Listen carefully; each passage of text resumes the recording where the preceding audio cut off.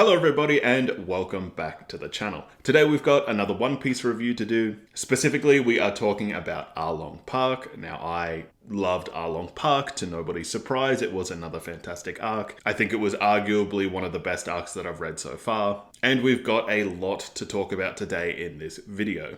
So just bear with me because, like I said in my last video, One Piece is just such a tiramisu that it's hard to do a linear style review when there's so much context to put into it. There's so much just emotion that you feel when you get certain reveals and then you get more certain reveals later on. I'm going to try to do my best to make this come across as logical as I can and not just like a crazy person that loved an arc and then just wants to ramble about it. Also, this video is coming out later than I was expecting because, as you might be able to tell, my apartment is a bit bare because I have moved into a new apartment. So please forgive me if this review does come across as a little bit more discombobulated than usual. I have been moving furniture all day and I am pretty damn tired.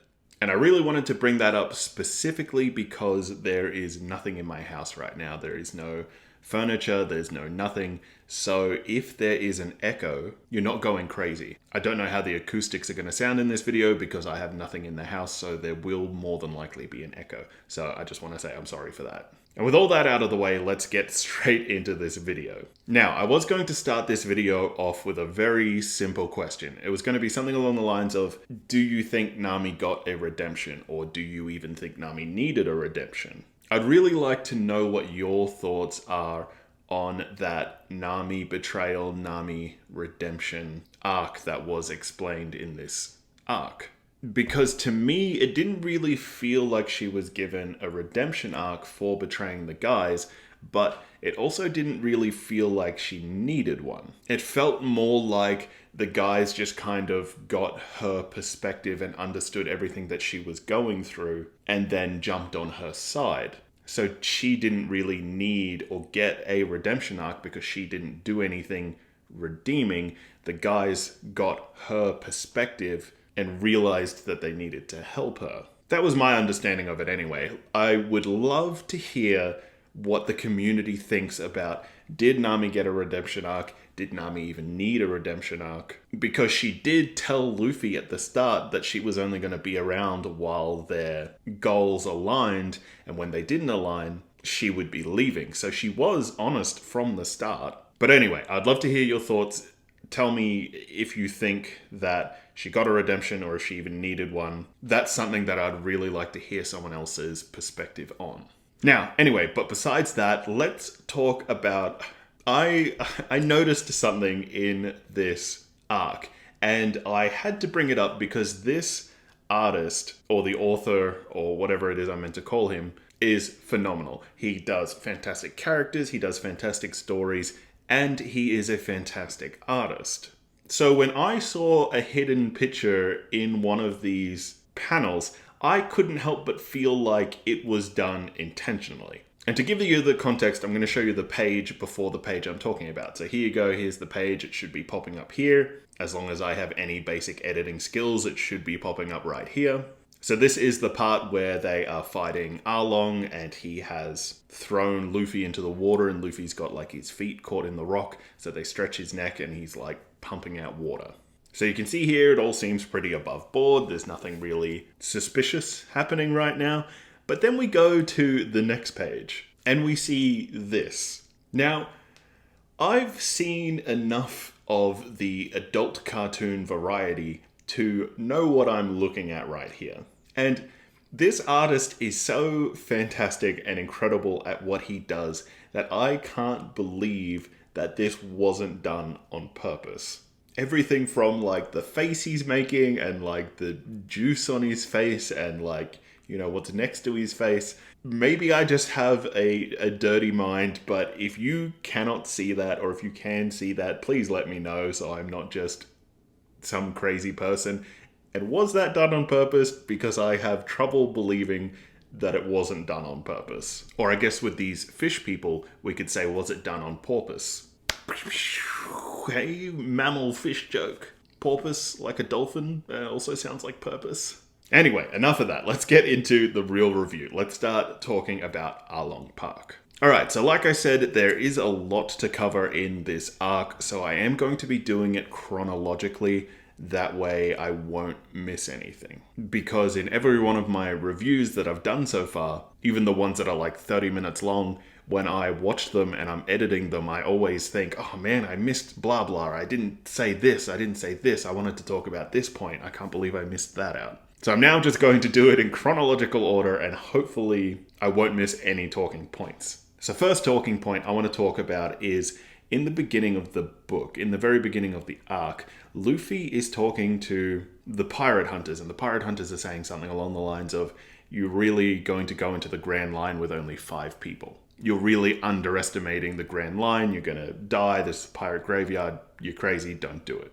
And Luffy says to the guy, the owner Zeph told me that the Grand Line is a paradise, so I will go to the Grand Line and I will find people and I will bring them onto my crew. And it will be easy because people will be living there because the Grand Line is a paradise. And that was first-hand information given to Luffy by a pirate that had been there. And the reason I wanted to bring this up is it does something great for the world building. One, we get more information about the Grand Line, right? Like, we know that this is Luffy's goal, we know that this is where all the people are going, but we really don't know anything about the Grand Line yet. And all the information that we've gotten so far about the Grand Line has been how scary it is, has been how, like, dangerous, all the monsters, how, like, just deathly violent and just crazy the Grand Line is, and you're a psychopath if you go there. And the picture that has been painted, especially with the words Pirate Graveyard, is that it's really not a nice place to be. So to get this new information from owner Zeph, a first-hand experience,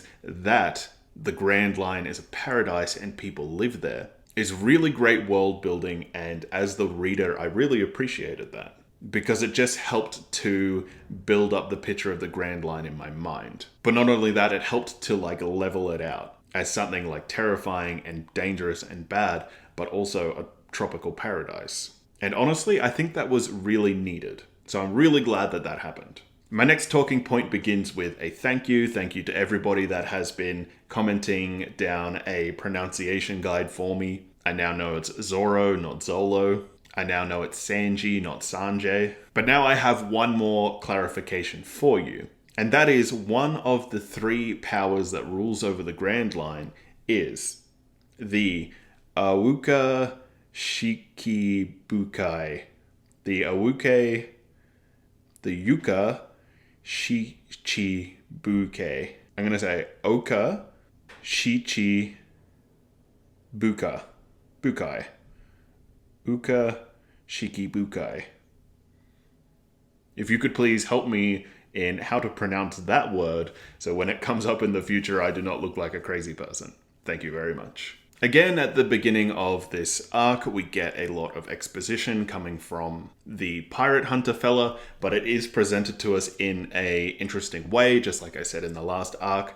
Specifically, while this guy is delivering his exposition about the fishmen and where Nami's going, Luffy is just thinking about food and Sanji is thinking about hot mermaids. And this is our first mention of like the fish people, or I don't think it's the first mention, but it's our first like real in-depth conversation about the fishmen and like how dangerous they are and how powerful they are, and the idea of mermaids and possibly Nami being a mermaid. Which, fan theory, I have not ruled out that Nami might be a mermaid, and I'll explain why. In the next sequence, we see Nami meeting up with Arlong.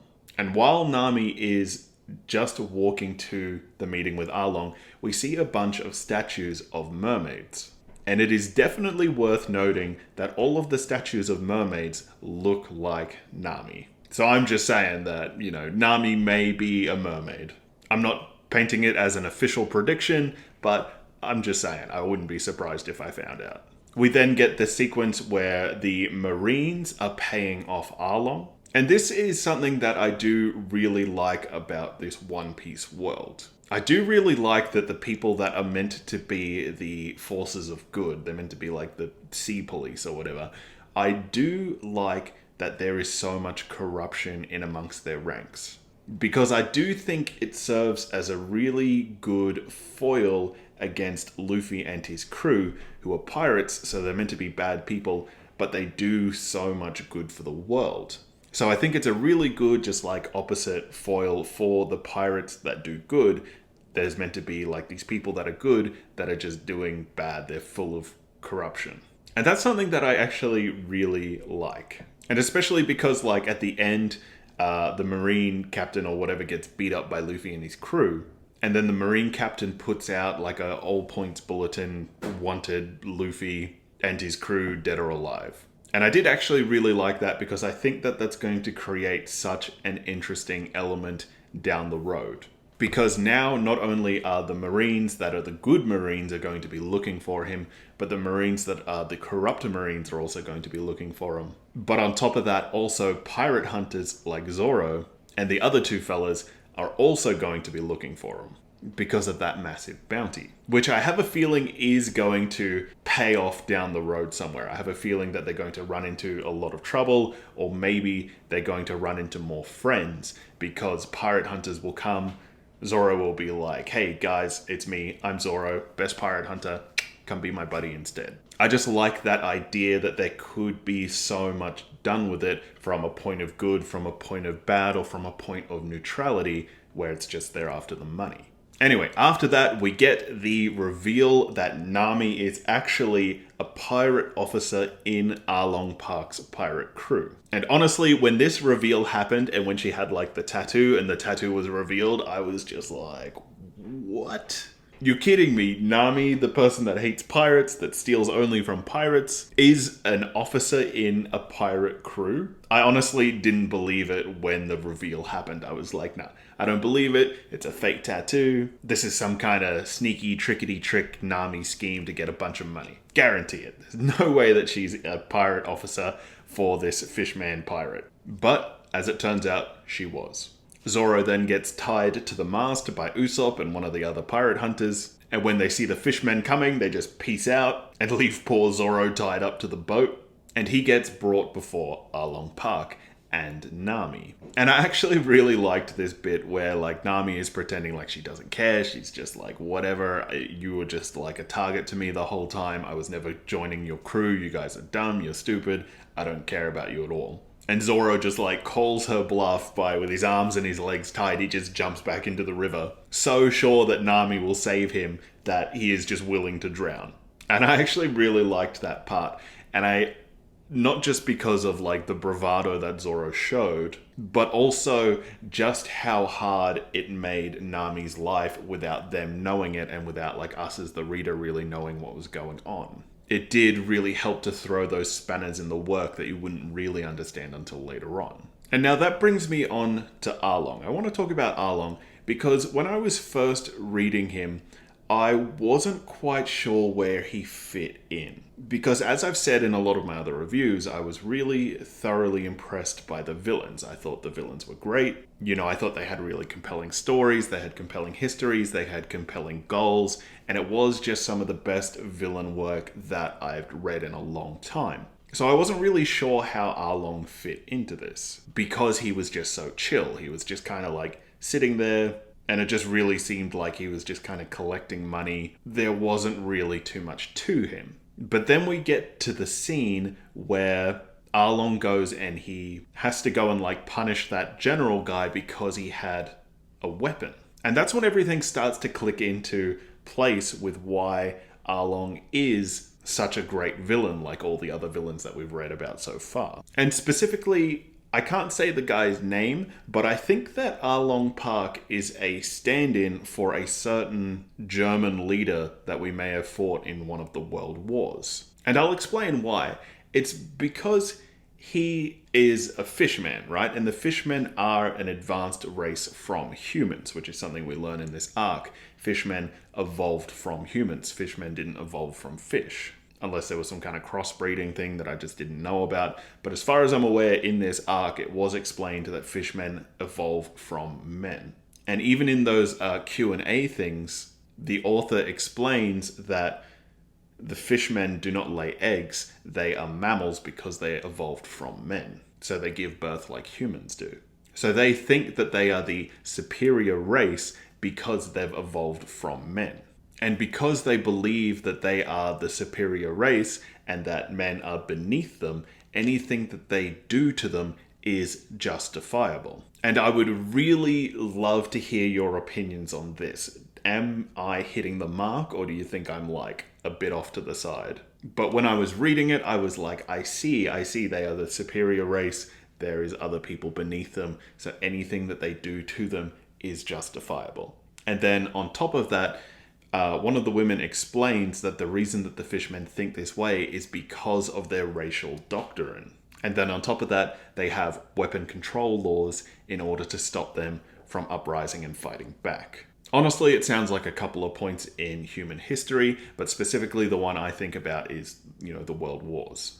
And I would love to know your thoughts on that. Do you think I'm off? Do you think I'm on the money? Do you think that it was based on something else or a different time period? Or do you think it was just a random coincidence? Please let me know. And just on that whole, Arlong being a representation or being like a commentary, I do also think it's worth mentioning that when Arlong gets mad and he wants to destroy another village, because he flipped that one village all upside down and completely destroyed it. And then he gets mad and he wants to flip the other village upside down and destroy it. But all of his crew are like, look, Arlong, no, don't do this, because if you destroy this town, then our tribute payments are just going to drop because all these people are going to leave. And Arlong is like, it doesn't matter if we destroy this town and everyone dies or whatever and we lose tribute, we'll just conquer another town. And I felt like that was another commentary on human nature by fish people on things like overfishing.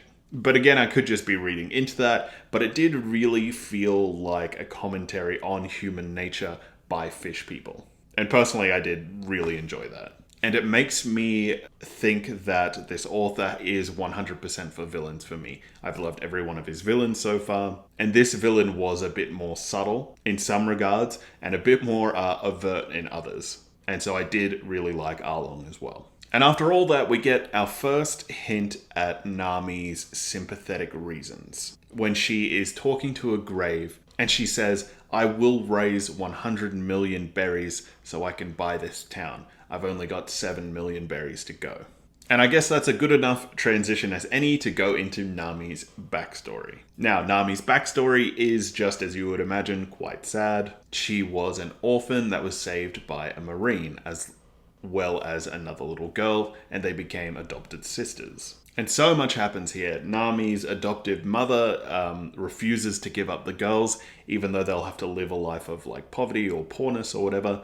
Even though the general guy says, look, give them up to the state, they'll take care of them. She's like, no, I saved them. I will be their mother. I will provide for these girls. And we get Nami being a little turd, being upset that she doesn't have enough money or that their family doesn't have enough money. And she runs away after the mother hits her because she says that the sister isn't the real sister. And it just kind of makes their home vibe seem not that great. But then big bad Arlong rocks up. And they storm into the town and they're like, we want $100,000 per adult and $50,000 per child. And they end up going to Nami's house where they find the mother. And the mother attacks Arlong, and then the general shows up. And the general is like, how much money do you have saved up? And she says, I've got 100,000 berries. And the general's like, good, use that money, save yourself. There's no registry, there's no record that you have kids, so the kids don't even really need to be paid for because there is no registry that says that these kids belong to anyone. But then the mother gives the money to him and is like, that money's for my kids. I would rather die than say that they are not my daughters. Which is obviously crazy. But whatever, it's an emotional backstory. So Arlong ends up just shooting her and killing her. That's when they find Nami's maps, figure out that she is good at drawing maps, and so they take her and make her join the crew, and she becomes their cartographer. She gets the tattoo and a bunch of money and goes back to the village, and all the villagers hate her. They're just like, get out of here, how could you join these people? They literally just killed your mother.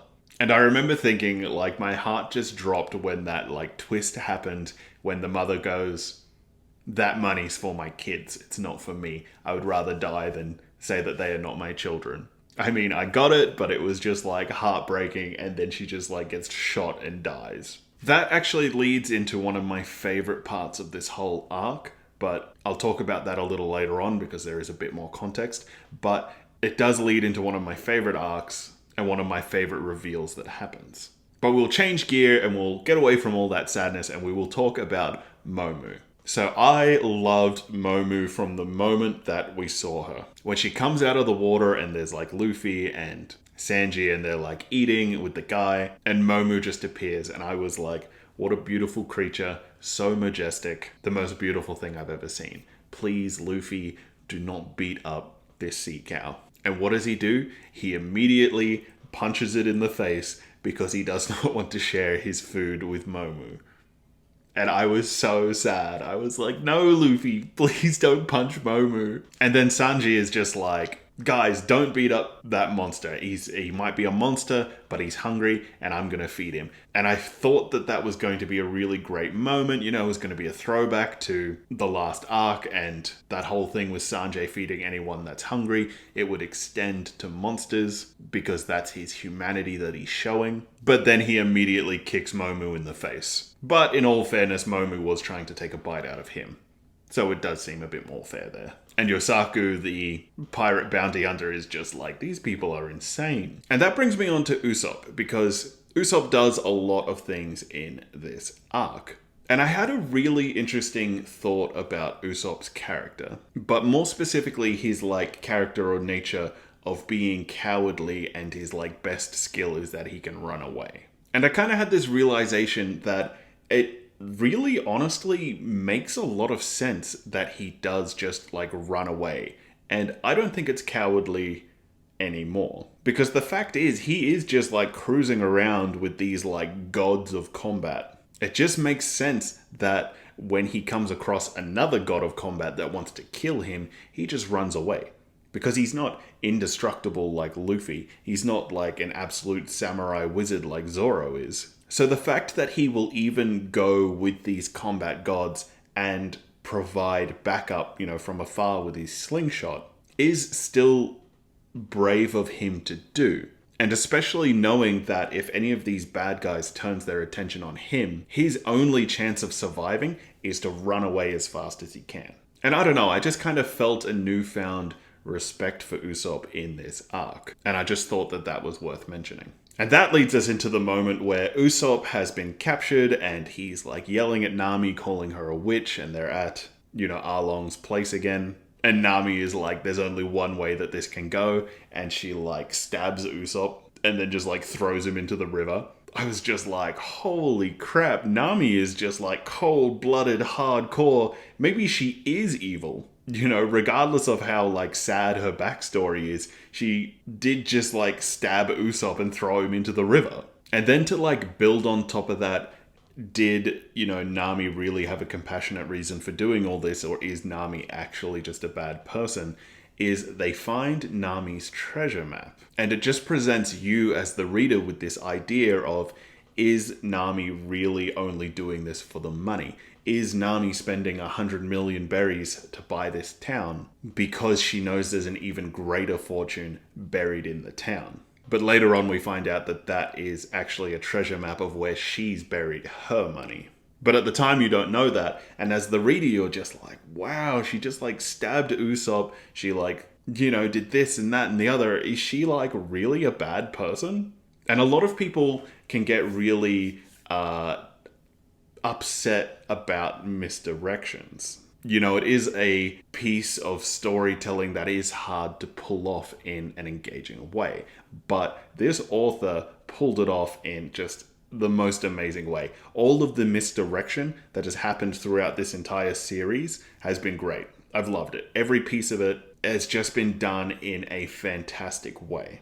Because the payoff for the misdirection has just been so completely worth it. And this brings me on to another one of the points that I love in this series, is that in order for the story to progress, they need to bring everyone back together. And how do they do that? Well, Luffy and Sanji rope up Momu and get her to take them back to the island. They're zooming through the water. Momu dives under the island and the boat hits the shore and just like shoots into the air, flies down, crashes into the forest, almost hits Zoro. They all get out of it completely fine and they're just like, oh, hey, have you been? And then, just in time for a little bit of exposition, the other pirate hunter comes and just goes, we just saw Nami kill Usopp. So now everyone's back together, and they've all got their exposition. Everyone's all caught up on the situation. And I loved it. It was just the most absurd, ridiculous thing to happen, but it was just one of those things where you're like, okay, cool, now the action can start.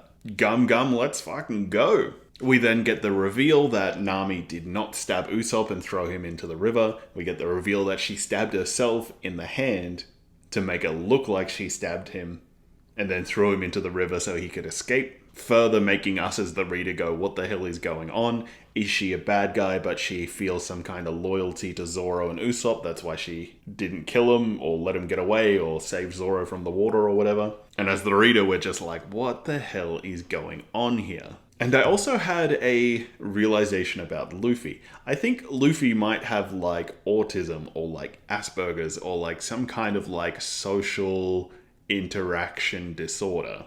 Because like when Nami's sister is about to be like, hey guys, I'm about to tell you like Nami's really sad backstory and why she is the way that she is and all this stuff that's going on. Luffy's just like, nah, I'm gonna go for a walk. Tell these other guys. And just like goes for a walk. And Zoro just like leans against a tree and just goes to sleep. So I have a feeling these people might have some kind of like social interactive disorders. Not that I'm judging or anything, because I'm a hermit book nerd that sits in his room reading books and making videos about them on YouTube. So I get it, you know, I just kind of see myself in Luffy. So from here we get Nami's backstory. It's very sad, I've already talked about it. But at this point, as the reader, you know, we still really don't know if Nami's like good or bad or like what's really going on here.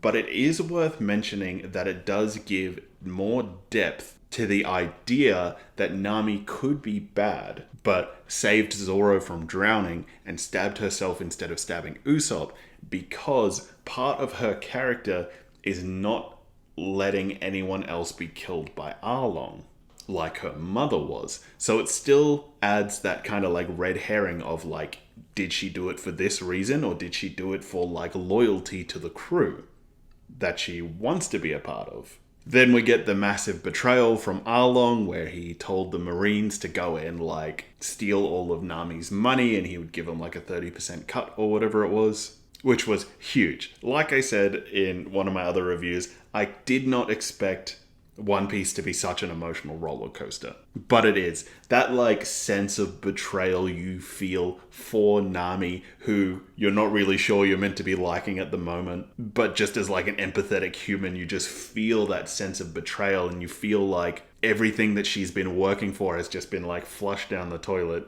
And like following your dreams and following your goals and working towards your goals is just such a massive thing in One Piece that I feel like just the like air of the world makes it that much more painful and makes it that much more empathetic.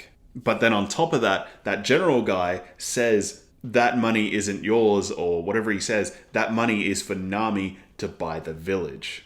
And Nami's shocked because she didn't know that the village knew. And this is one of my favorite parts of the whole story, is when that guy says, we all knew. Everyone knew that this whole time you'd been saving up money in order to buy back this village and buy back our safety, but we all pretended like we didn't, because we didn't want you to know that we had all of our hopes and dreams resting on your shoulders. So if one day it all just got too much for you and you just wanted to leave, just get on a boat and go, you could do it without feeling like you let us down, because as far as you knew, we didn't know, so you didn't let anybody down.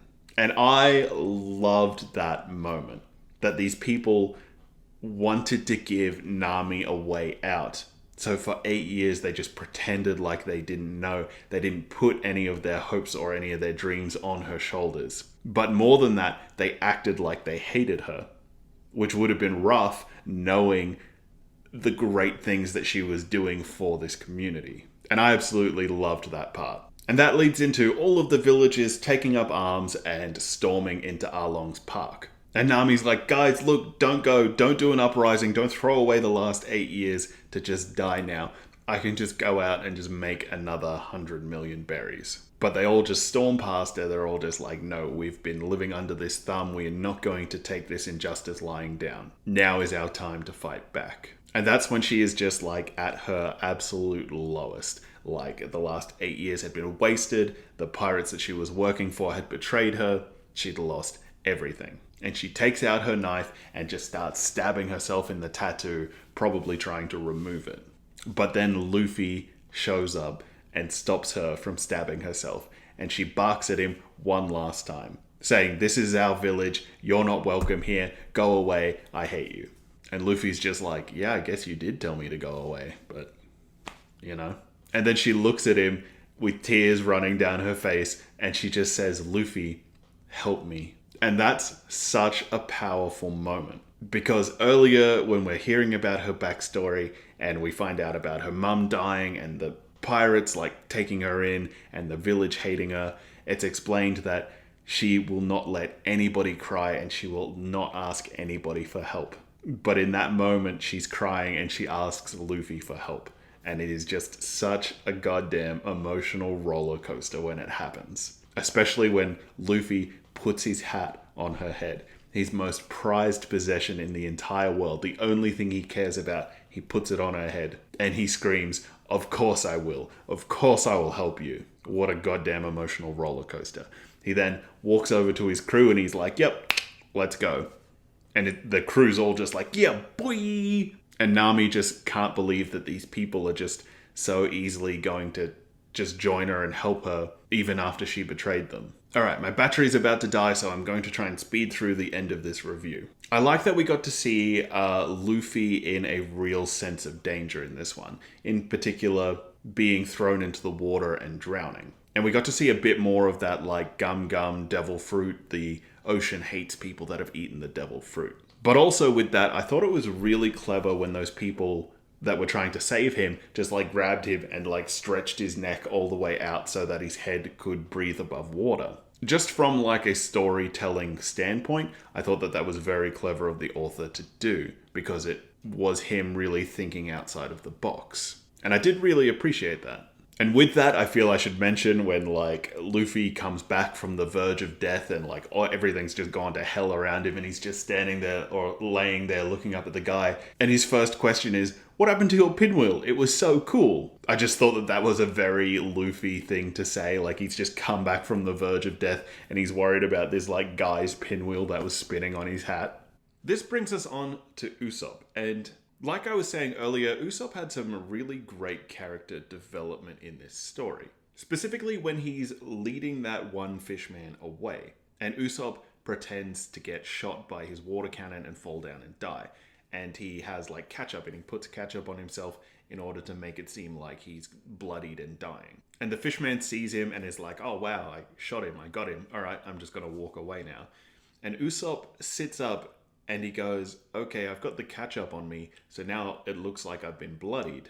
And he starts thinking up the story he's going to tell. Is he going to say that the fishman ran away from him, or he put up a good fight against the fishman but ultimately lost, or whatever? And while he's doing that, he's rubbing dirt in himself to make it look like he was in more of a fight. But then he gets like these flashbacks of like everyone like being heroic and everyone fighting for something specific, and it ends with the flashback to Nami stabbing herself in order to let Usopp get away.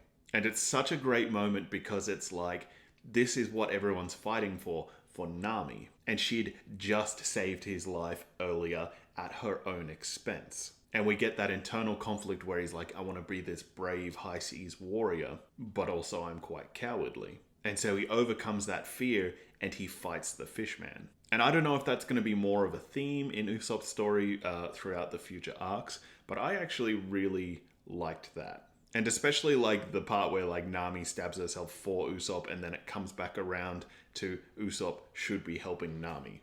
And then we get the big fight with everyone showing off their various powers, and I thought that the way that battle kind of revolved around the water and trying to keep all the battle happening on land because they knew that they would lose in the water because they can't breathe underwater and these are fishmen.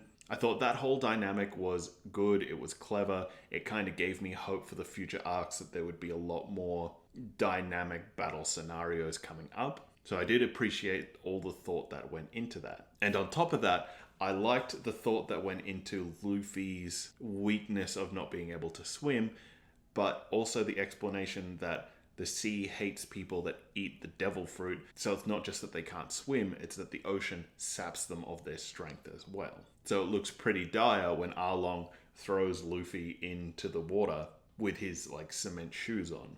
And it did really give this sense of urgency and this sense of terror for Luffy's safety when everyone was like diving down, trying to free him, trying to like get his feet out. And I thought it was really clever when they ended up like just grabbing his head and like stretching his neck all the way out of the water so they could like pump his chest, get the water out of him and get him to start breathing. And the thing that I specifically liked about that is the care to detail that the author put into this, because just before that happened, Luffy showed off his gum. He showed off his like stretchy abilities, right? So it makes sense that the town knew that Luffy could stretch because they'd just seen him do it. They were all there watching it happen. Whereas if he didn't just use that ability, it wouldn't have made sense for the town to know that he could stretch his neck in order to breathe outside of the water.